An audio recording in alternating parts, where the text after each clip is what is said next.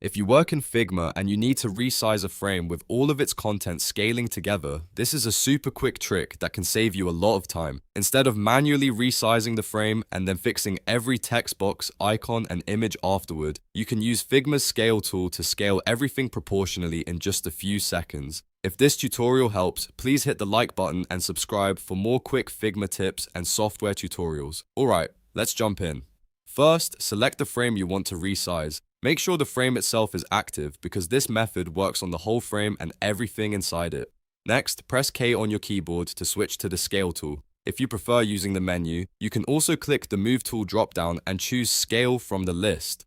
Once the Scale tool is selected, look for the corner handles on the frame. Click and drag any of those corner handles to resize the frame.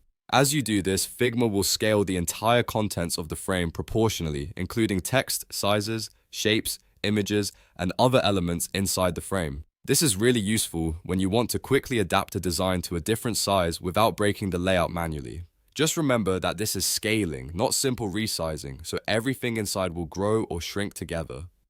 If you need a clean proportional adjustment, this is the best method to use, and that's it. Now you know how to resize a frame with content in Figma using the Scale tool. If you found this helpful, be sure to like this video, subscribe to the channel, and turn on notifications so you don't miss the next Figma shortcut tutorial.